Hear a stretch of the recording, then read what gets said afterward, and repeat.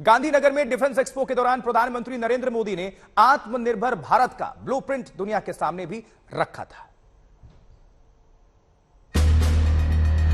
प्रधानमंत्री नरेंद्र मोदी इस वक्त पहुंच चुके हैं। डिफेंस एक्सपो का वो उद्घाटन करने वाले हैं।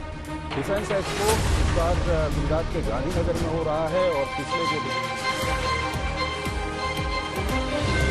डिफेंस एक्सपो भारत के प्रति वैश्विक विश्वास का प्रतीक भी है।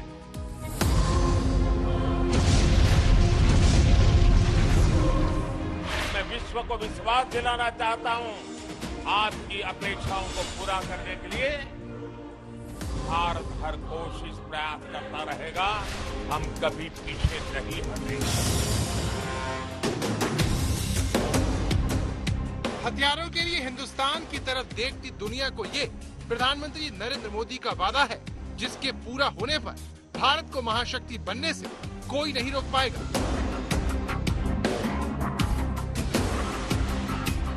ऐसा क्यों कहा जा रहा है, अब उससे जुड़े आंकड़े को बहुत ध्यान से देखिए। सिपरी की रिपोर्ट कहती है कि साल 2019 में दुनिया भर के देशों ने हथियार खरीदने पर करीब 1 लाख करोड़ रुपए खर्च किए, लेकिन यूएस स्टेट डिपार्टमेंट की रिपोर्ट असली सच बताती है, जिसके मुताबिक दुनिया भर के देश साल भर में हथियारों की खरीद पर 250 लाख करोड़ रुपए खर्च करते हैं।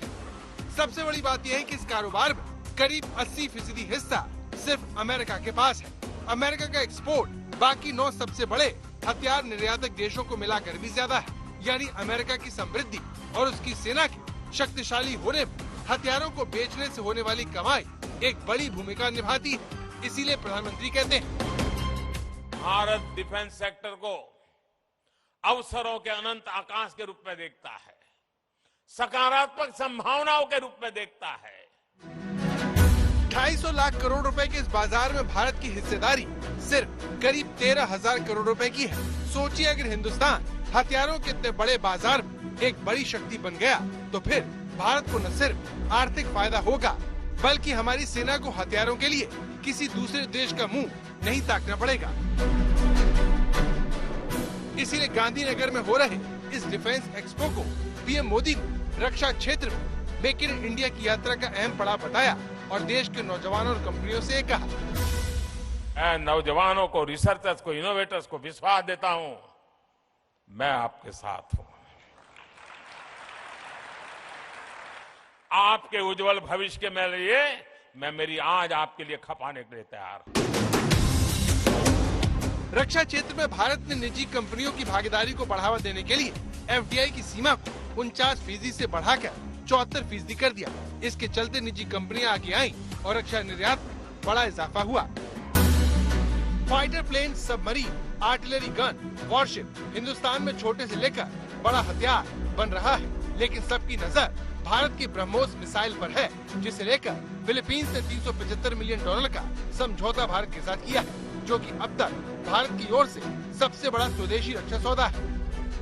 साथियों, हर भारतीय को गर्व होता है जब वो सुनता है कि भारत में बनी ब्रह्मोस मिसाइल अपनी कैटेगरी में सबसे घातक और सबसे आधुनिक मानी जाती है।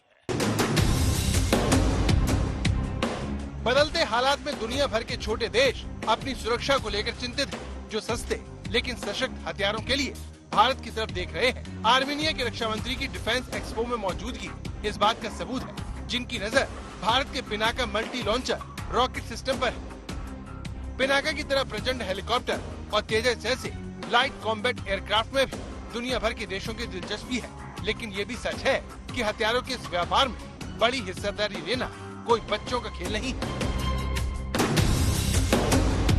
तकनीक और विश्वसनीयता के मामले में भारत कई बड़े हथियार निर्यातक देशों से बेहतर स्थिति में है। यही बात हिंदुस्तान को 250 लाख करोड़ रुपए के इस बाजार में बड़ा खिलाड़ी बना सकती है, जिससे दुनिया के छोटे देशों को फायदा ही होगा, जिन्हें हिंदुस्तान के रूप में एक बेहतर और विश्वसनीय विकल्प मिल सकेगा। मंजीत नेगी, गांधीनगर, आज तक।